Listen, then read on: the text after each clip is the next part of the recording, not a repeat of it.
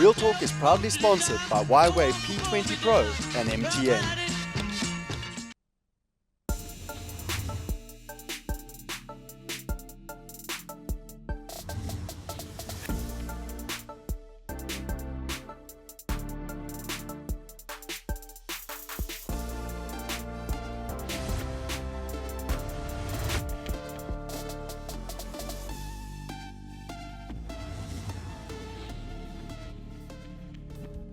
Good evening and welcome to Real Talk on this Women's Day. I imagine it's been mostly a relaxing day for you. So let's help you just wind down the last hour of this public holiday with our special guest this evening.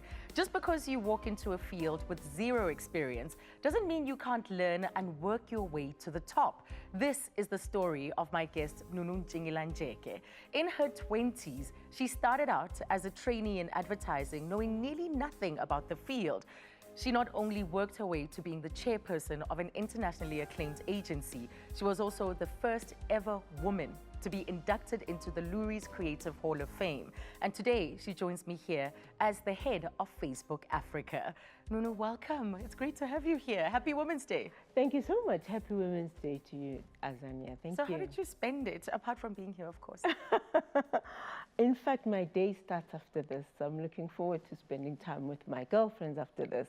So I've had a really quiet day, very reflective day about everything that's happening around us.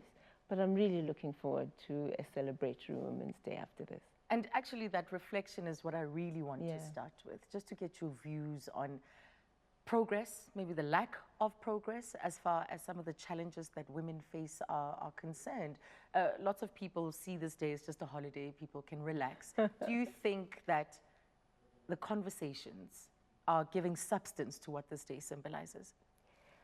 I think, you know, it's important for us to continue to celebrate Women's Day. And I think that we're perhaps one of the few countries around the world that actually stops and has a holiday on Women's Day. International Women's Day around the world is just a day that people recognize. So I think that it's important for us to continue to celebrate and reflect. If I look back about where we started and why this is a holiday, we're literally paying homage to the struggles of people like Jillian, Mam Sisulu. And if you think about where we are today, we're still very much in those struggles. Yes. So nothing has changed. It's their struggle that we're continuing to reflect and talk about today. So absolutely, we should continue to have this time and this moment to reflect. If I just look at South Africa, it's interesting. I think that it feels like we started off so well. Yes. If I just look at the whole area around, particularly leadership in business, when it comes to women, I think we started extremely well. In 2017, for the first time in 11 years, we seem to have gone back. Yes, there's a regression. There's a little bit of regression.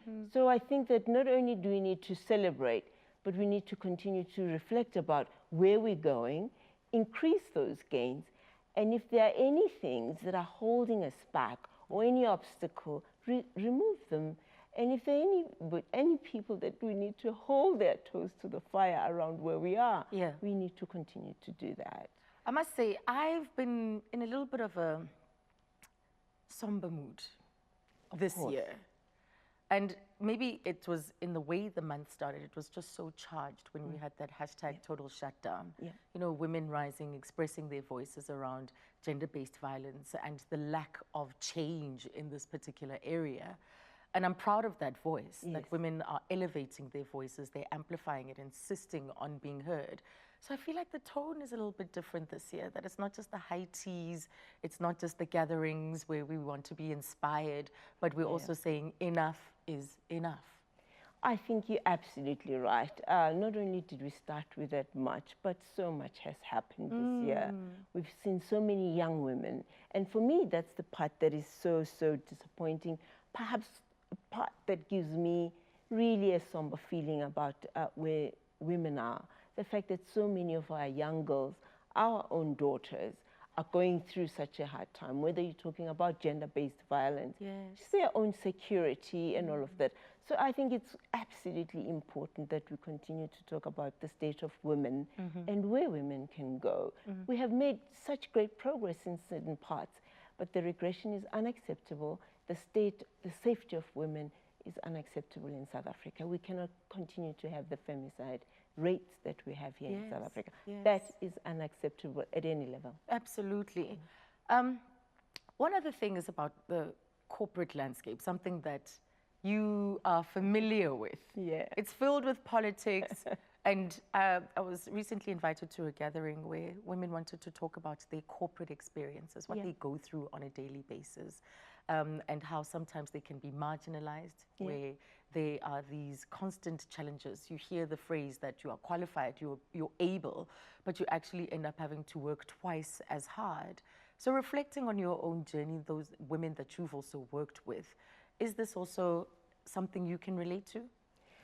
Of course, I think this is something that all of us can relate to. I think patriarchy as a system is not only in our homes, it is everywhere. It's in our workplace, it's in our homes, it's in society in general. So I think we need to continue to be vigilant and mindful about the signs, particularly when they play themselves in the corporate world. I think that the burden is not on women to almost deliver themselves from it, but I think it's all of us to have the conversation about where we are and what we're doing in the corporate sector. The way I look at it personally, I have almost taken it upon myself. If I'm a woman and I've become a CEO, as a mother, it is absolutely my role to make sure that I'm the CEO that allows mothers in the workplace to thrive. Yes. So I think that we can look at it one way where we absolutely put our hands up in the air and say that it's bad, but what is the role of us as women to make sure that we continue to help other women to come up? Yes. And not to experience what we have experienced. We've got the scars, we're almost heading out of corporate. We need to make sure that the environments across the board that we are creating, the environments that enable women to thrive. So tell me about these scars. And, you know, as you were talking, I was thinking of a comment that Sizakele Marukule once made. She says that there's a special place in hell for women who get through the door and then shut it once they're inside, who don't help other women, you know, come up with them. I think we need everything. I always said I started my corporate world in my 20s. I was a mother. Yes. And I learned how to juggle that. What does that mean? To be a complete executive, a full-on executive, in a time where it was quite male-dominated, where the 5 o'clock bar was a thing, when at 5 o'clock you need to go and pick up your daughter or your son. So it is about understanding that you need to break that culture. Yes. That's the culture of a company. It doesn't happen these days, but it's understanding that I'm not going to allow other women to go through that. If I went through it, then you make sure that you shut that down. You change that you culture. change that culture. You make a culture that enables somebody to absolutely be able to do a little bit of both. Women need allies. We need to be allies for each other. We need to have faith in each other. I don't know why we don't, to Sizakele's point, why when somebody trusts you, why you can't have the same faith in other women. So it's being able to spot somebody's fears, because sometimes we work through our fears, be able to spot their fears and allow them to push them and thrive. So I absolutely believe in being the greatest ally for women. Yeah, so this PhD syndrome. But tuna. not in today's world. And also we need to teach our boys what it is to have an inclusive work environment. Yes. So this is not just a women's conversation, it's actually a human conversation. Yes, in fact, we should challenge the men in the room. When a woman is being undermined, the man should also be the one to stand up and say, no, I'm not the senior engineer here. She is, and you're completely overlooking.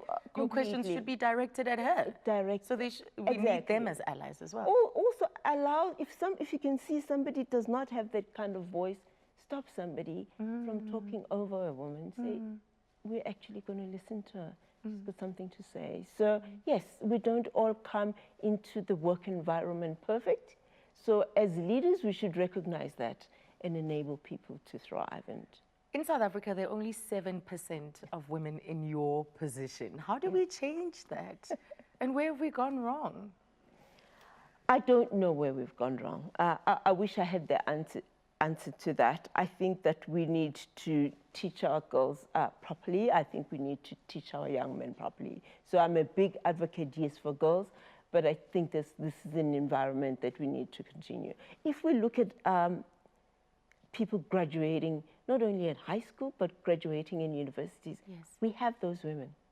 We have those women graduating out of high school, graduating out of universities. Where are they going to? What kind of environments are we creating such that they're not able to rise right to the top? So we need to question ourselves as leaders and make sure that we change that environment. Are we employing more women? Are we making sure that they are succeeding? Are we making sure that our policies are absolutely right for women to work in our environment? I think that we talk about it a lot, but it is about what we do day to day when we meet that woman in the workplace or in a small business sense. And we make sure we're supporting small businesses that are run by women so that we can make sure that they continue to close that gender gap. Apparently, the global statistics says it's going to take us over 200 years to close that gap. What is that? So we need to make sure that on a day-to-day basis, we're pushing for that progress that the world is calling for. Absolutely, and I think that's why we're seeing this level of impatience. People are tired of talk. They want to see action. Well, if there's one thing that Nunu credits for being where she is today, it's her ability to have kept an open mind and to grab opportunities when they came her way. We'll talk more about that when we come back.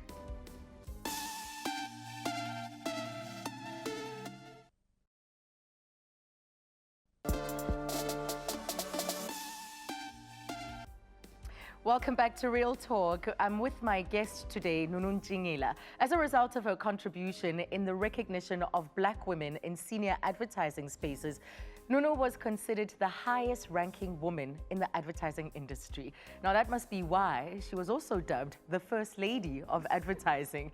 So what do you think of that title? Do you like it? Do you hate it? Are you indifferent to it? I like it, I have to be honest.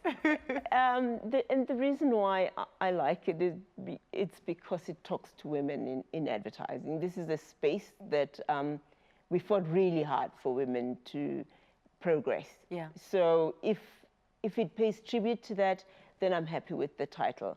And I want many other First Ladies to come through if that's the case. So yeah, I'm very happy about it because this industry still needs a lot of women. Yeah, it still needs to transform. It still needs a lot of women. But going back, you studied in Swaziland. And you wanted to work in politics and public service. So what attracted you? What was the appeal? Because, you know, some of us look at politics and think, why? Never. I think it was, Azania, it was largely a reflection of the time that we were living in South Africa. All of us, at some point in time, wanted to make right the situation that we were growing in. So having left, our family having left Soweto to Swaziland, we all had understood at that time that there was something fundamentally wrong with the South African system. So as a child, politics and that meant, oh, okay, there's an area where I can contribute significantly to making all the wrongs right. So that still appealed to you, though, especially with the way we have it today. I live vicariously. I love politics for what it is. I don't think we can escape it. And I have worked on a number of campaigns, political campaigns, because ultimately, that is how humanity organizes itself. So if you take governments and all of that, that's how societies decide to organize themselves. So yes, it still appeals to me. I still watch it from the outside, not to go in, but I'm loving. Because we always lament the fact that we don't have enough women leaders, yes, I think within the states, especially say in Parliament, we've done particularly well with representation. It can be better, but we still look around, look at the quality of leaders, and think, oh, we could really use someone of this caliber, of that credibility. Would you consider it in later years? Not at all. What I really, really love, Azania, is strategy. I think having spent so much time in the marketing world, I love the idea of strategy and of ideas. Okay. And I think that there are people that are well placed to go ahead and do the implementation. And I love being in the background. So I'm the person who would be in the background rather than being in the front of politics. I love strategy. I love talking about where the country should be going, what needs to happen, and how it needs to be packaged. That's what excites me more than being in the forefront of politics. Well, at the start of the show, I mentioned that your career has been an interesting one because you entered advertising without any experience, without having studied anything close to the advertising industry. And you went in as a trainee. Yeah. So what was the appeal? What swayed you? You were so convinced or loved politics and public service. And here was this thing that was foreign to you that you were swayed enough by. I wish I could say there was appeal. Oh. No, there was zero appeal. I did not even know what it was. And I always tribute Peter Wundler, because Peter Wundler just saw this girl who had been sitting at home for over 2 or 3 months, having not found a job that I wanted to, and said, hey, come and do this thing. And I said, what is it? And he explained to me what advertising was all about. And I think my father was just too happy to get me out of the house. And off I went, and I took the test. And fortunately, I answered the questions correctly. And there started my journey as an AE, not even a trainee. I was supposed to stay there for 6 months. And then the rest is history. I stayed there. And I actually understood, the more I stayed in advertising, that it actually goes back to human understanding. Because really, what is marketing all about? Yes. It is about understanding what people do, what makes people, what attracts them to certain things, what lifestyle is about, and fashion either products or brands or messages around that. Yes. So there was something similar about sociology and understanding humanity, and therefore how you influence them and how you talk to them and where societies are going. So it was the other side of human understanding. Yes, there's quite an art to it. I studied brand communication and marketing. So it's about insight, as you say, about that human insight, and then how you communicate that so that the consumer connects with it, because you've distilled it down to this human insight that we can all relate to. Absolutely. But your rise was incredible, because how did you equip yourself to be able to get to the top in those 15 years and become the chairperson of Ogilvy and Mather? I think a number of things. It's interesting, in fact, when you go into an industry that you don't know, because then you understand that you don't know things, and you work very hard at equipping yourself. So I did all of that. I studied as much as I could, and I tried to work myself to a standstill to understand this thing, because I felt so inadequate when I first started. So that was the first part about my journey in advertising.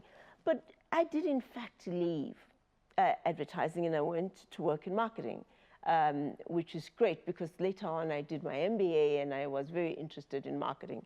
So that was interesting for me. I went and did marketing. But what really brought me back was actually the ability to run a business.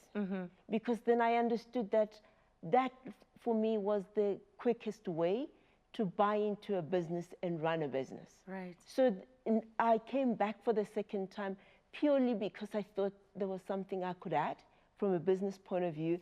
At that time, there were very few businesses or advertising businesses that were Black-owned, that had any Black people at a senior position. So I had understood at that time that, wow, I think I could make a difference in that sector. So I went back in with that different point of view. That intention.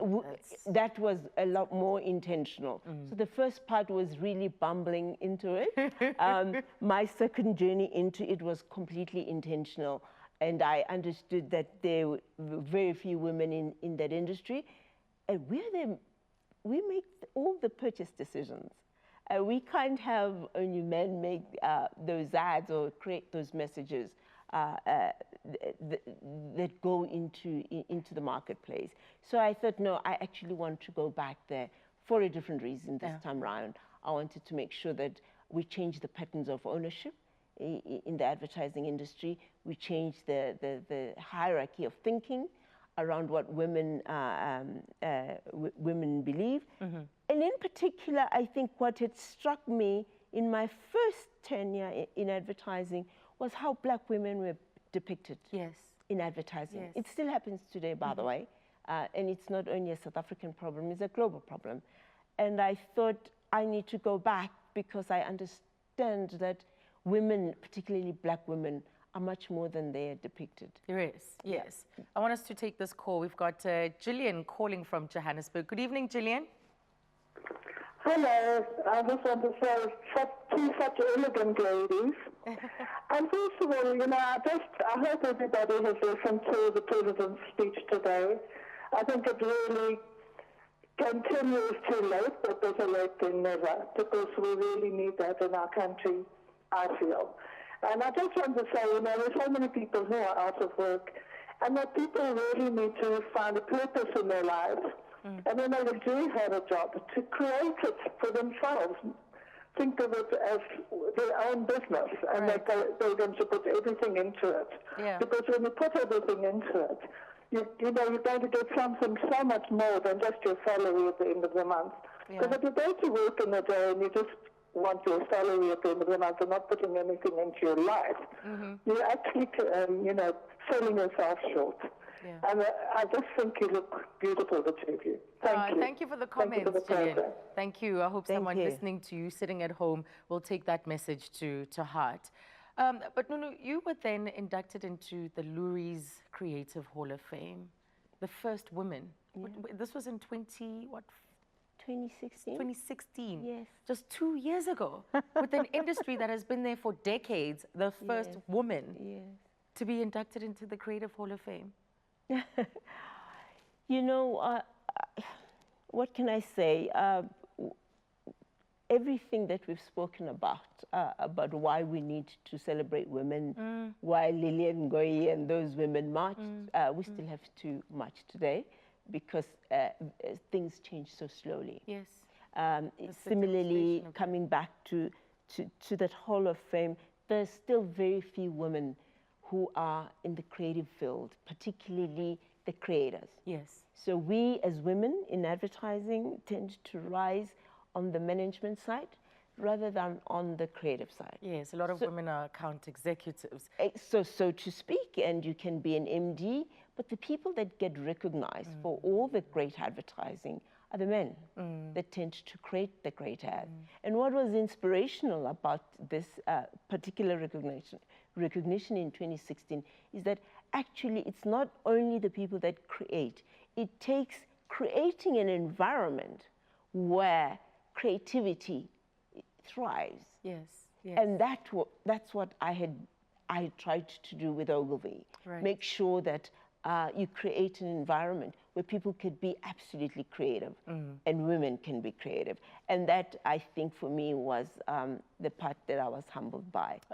Wonderful, and I hope that many more follow in your footsteps.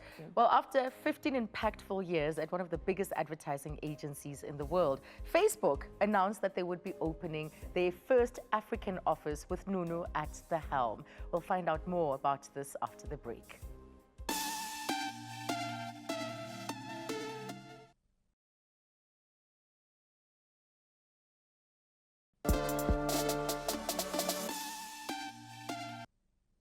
Facebook came as a brand new challenge for Nunu and one that she relished. Within just 2 years in charge, she had increased the social media platform's growth by an astonishing 42%, and thereby adding 170 million new users to the platform. That's quite an achievement in 2 years. But how did Facebook come about? How did you end up there? How did I end up?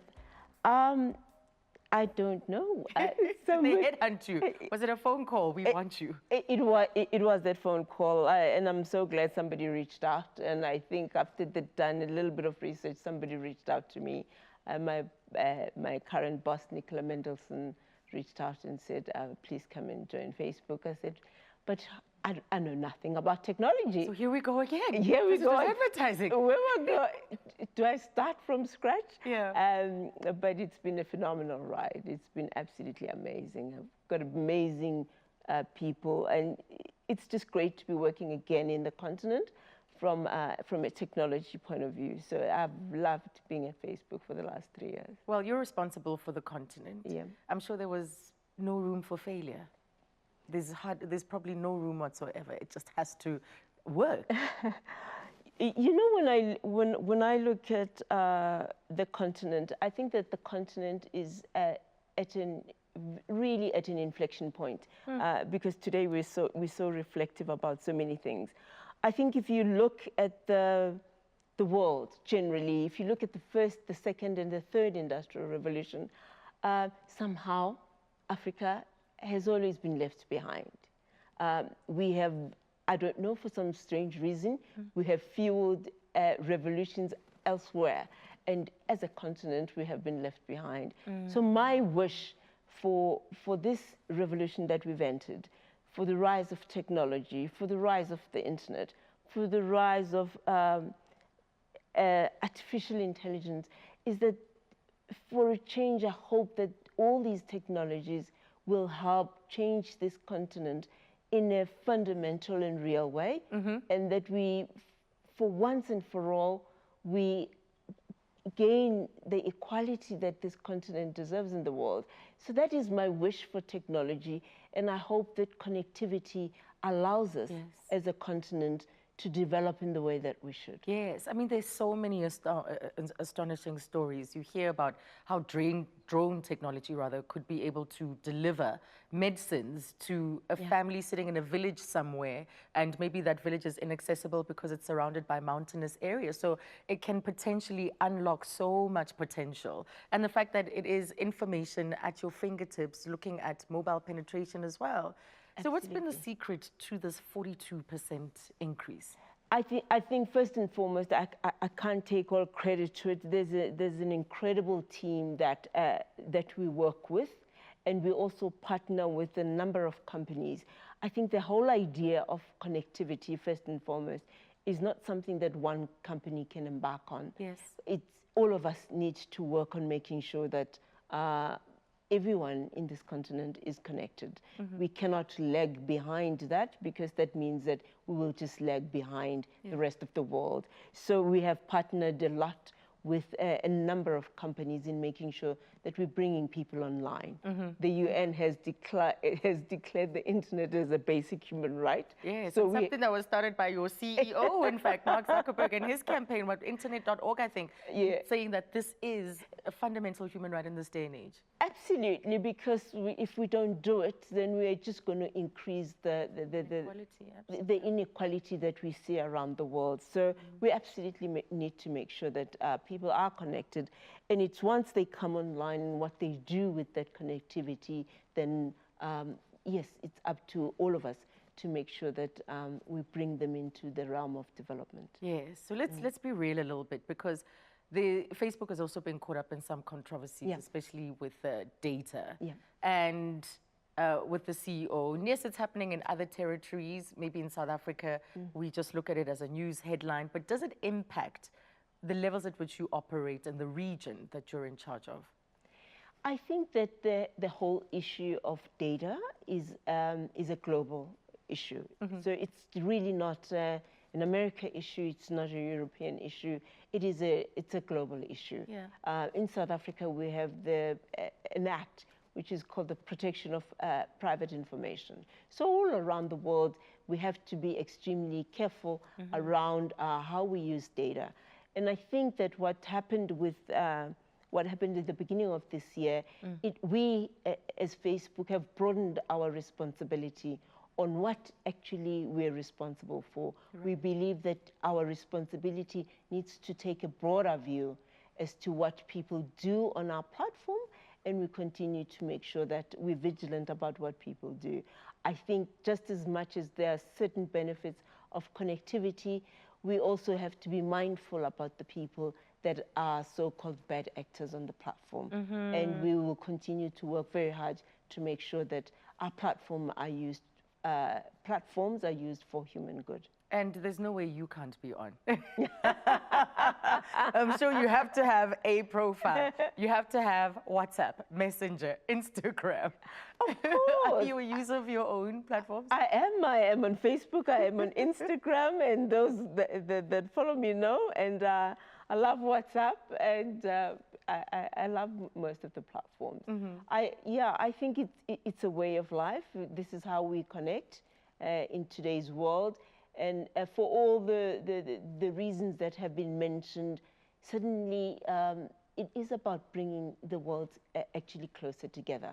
Right. We feel as humanity getting closer together because people are literally closer to us than they have ever been. And that's what we are, whether I'm connecting with friends and family or connecting with people that actually I'm getting to know for the first time because I share a certain interest with. Yeah, so how many hours a day do you spend? Because recently, the conversation has also been about how much time people are spending on social media. I think that it is important that as companies, we continue to enable people, to give people the tools to measure how much time they spend on any platform, for that matter, so that they can manage their own time. Yes. I think with anything, we all run the risk of spending just a little bit more time than we should. I sometimes have to make sure that I actually give myself time to read because I love to read and I must carve that time out. Yes, and so an hour, 2 hours, like collectively in the day, how much? Well, less than an hour? What is so interesting is that we actually use some of those tools for work. So for me, I have actually not been able to Gena, what is work, what isn't. So it's actually giving people tools to manage their own time. And I actually would like to actually look at how much am I spending socially versus those tools that are for work. Well, suddenly when you get a WhatsApp, is it work or is it personal? So that's what I need to figure out. And I'll tell you once I've figured that out, how much time I spend They've socially. all collapsed, yeah. They've all started and to we overlap. And I need to separate that. Right. Well, there's so much more to still talk about. We'll stay tuned for more. We'll be back after the break.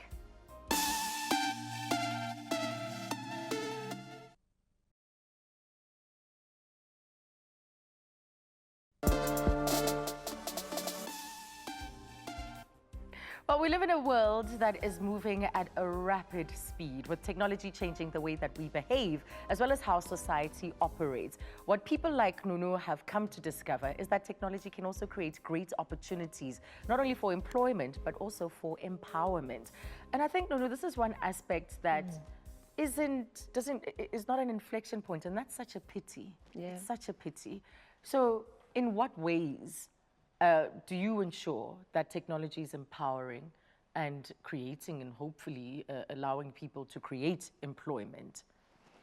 Azania, if you think about it, today, just over Facebook and Instagram, around the world, there's over 80 million businesses that have got pages.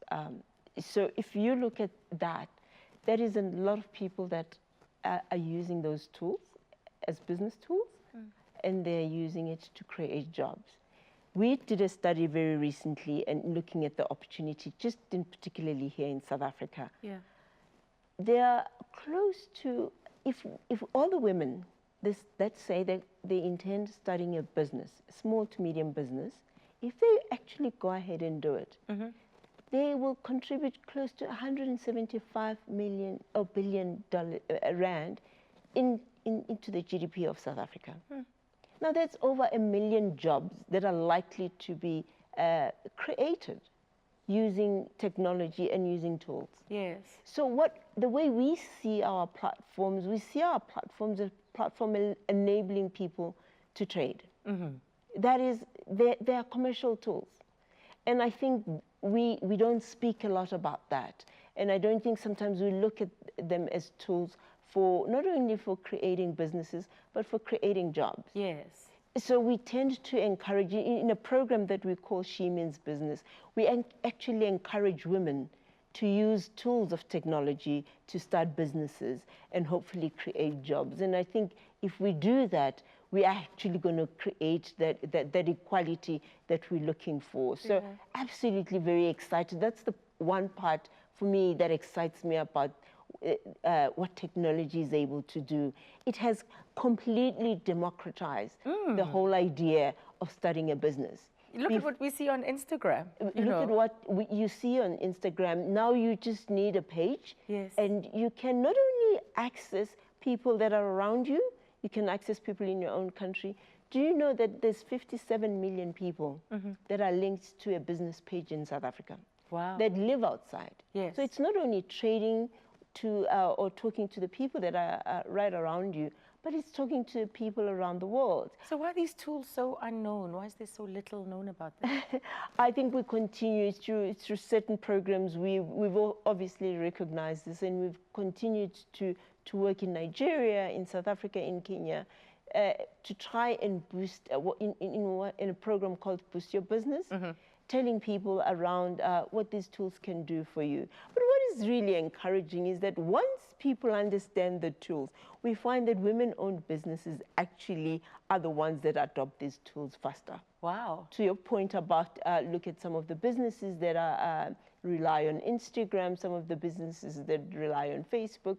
These are new age companies that did not exist before technology. And suddenly the barriers to entry have been lowered. Absolutely. It just no takes need for a marketing budget. You have access to a market almost immediately. Yeah. Exactly. You have access to a global market, not only a local market, a global market, but also the marketing budget suddenly is a lot more affordable for people to start a business. Yes. So we really, really are excited about people just being able to start their own businesses. And So we must stop being trolls alone. We must be productive when we use these platforms. Another initiative that you're a part of is the Women's World Banking Council. Yes. I sit on the Africa chapter of the Women's World Banking Council. And the reason why I'm so excited about the work that we do there, if we think that women need to create businesses, their single biggest barrier is finance. Yeah. Financial inclusion or financial exclusion for women is the single biggest barrier to starting a business. And what we do at the Women's World Banking Council is work with certain institutions and allow them to see the opportunity of providing microloans to women. Women in low-income area, women, microloans. Banks sometimes don't want to deal with those microloans. Yeah. So we work with them and enable them to do so. We organize women in, whether you're talking about women in Thailand, women in Nigeria, women in South Africa, women in Latin America. Access to capital is the single biggest thing holding them back. Yes, and yet women are such a big part of the informal economy. They are, and it is very hard for businesses to quantify that. Yes. Because the structures of business require collateral in the terms that you and I understand collateral. But if you're in an informal sector, what does collateral mean to you? So we work with those institutions to say, can you look at collateral in a different way? Yeah. Can you look at the terms of handing out those loans in a different way, such that it's affordable for those women? We find that, in fact, those women are actually good business. Right. So working with them is actually good business for those institutions. And we need to change that view from within these institutions, that invest in women. You must, it's incumbent on you. Open your offices on a Sunday if you have to. And it's not a matter of charity, it's a matter of good business. Yes. And we also work with businesses to have a gender-based lens in lending. Just make sure that you just use a gender-based lens in lending. It's not all about the stuff that we used to capital, money, cars, and all of that. Just understand how women may access that and may view capital. Oh, I love my job. Because so often then you get to hear new concepts, new ideas, a gender-based lens with your products, with your processes. Oh, wow. Absolutely. Yes, I've learned something today. I'll be quoting it left, right, and center. Well, it's almost time for us to wrap up our conversation. So we'll find out from Nunu, as we've been hanging out with her, what it was like to hang out with the former First Lady of the US, Michelle Obama, in Miami earlier on this year. We'll be right back.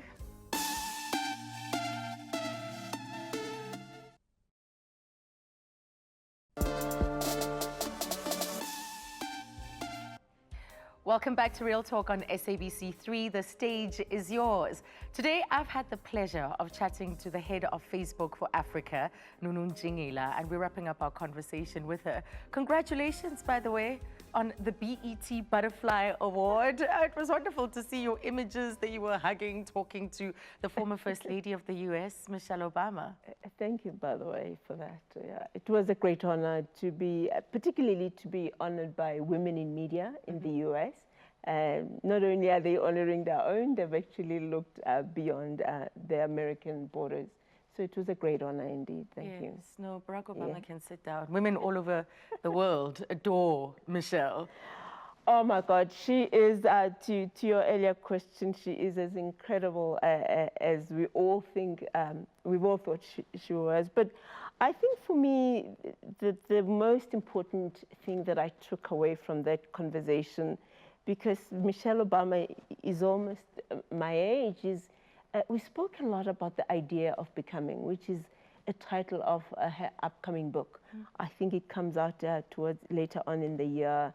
The idea that we are all becoming. So our biggest question to her was, after being in the biggest office, literally the most important, the most powerful office in the world, what's next? Yes. And her answer to that was, I am just becoming.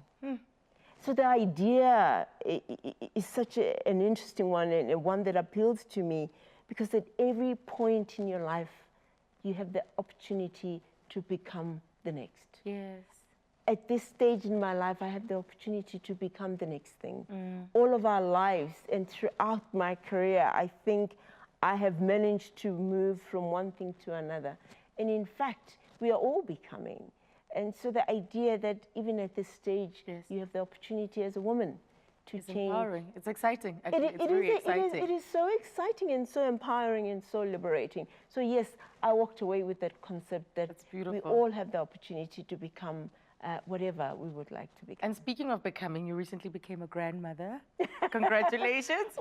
So how has that impacted what you think or about your legacy and the legacy that you're leaving behind?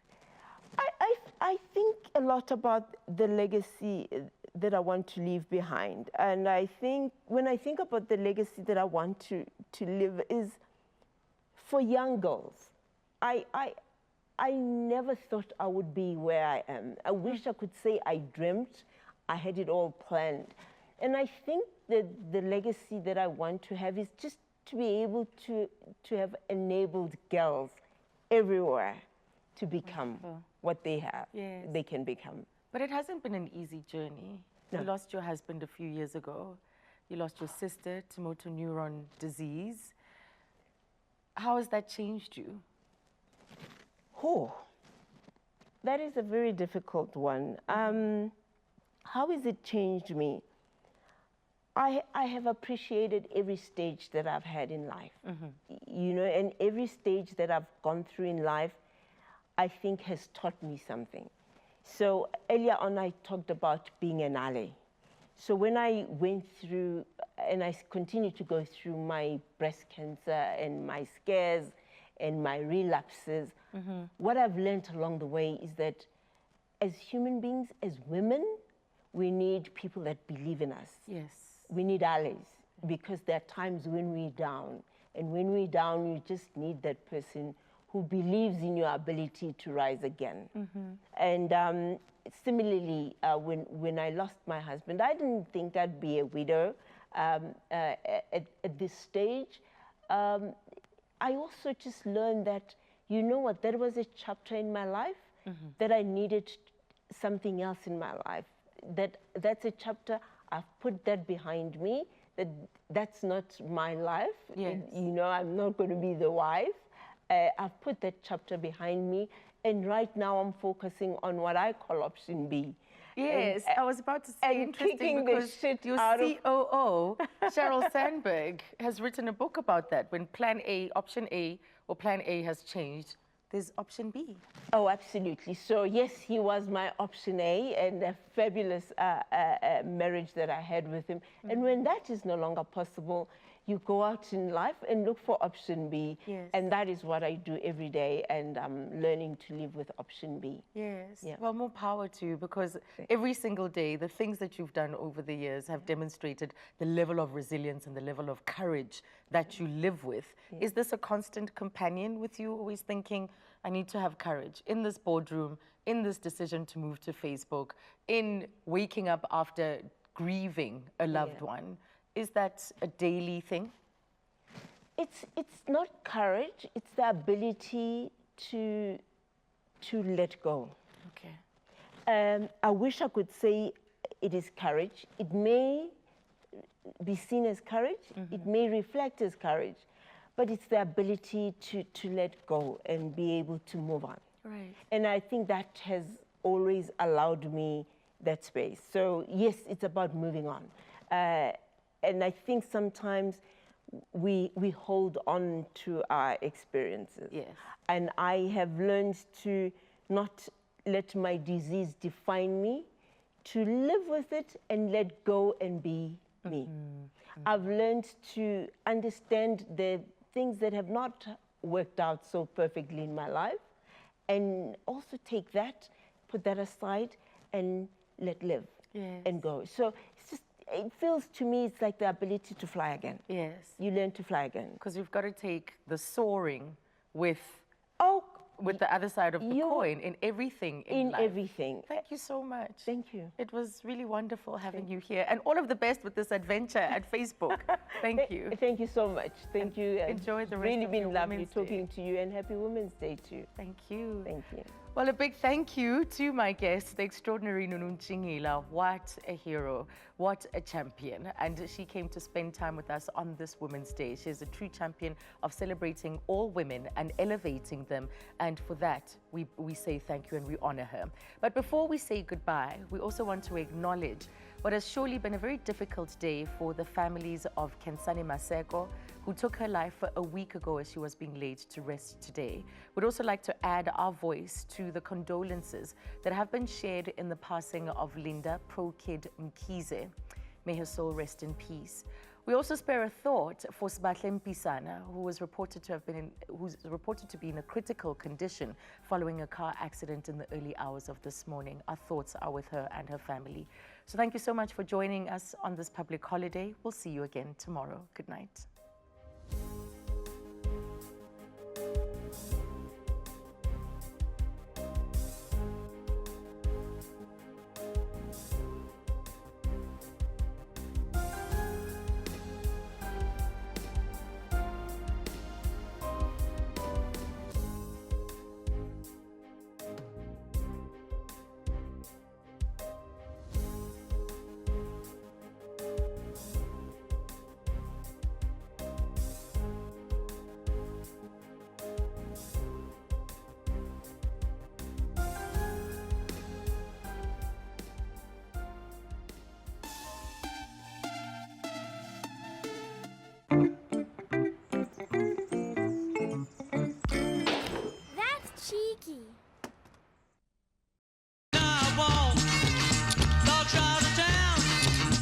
Real Talk is proudly sponsored by Y-Way P20 Pro and MTN.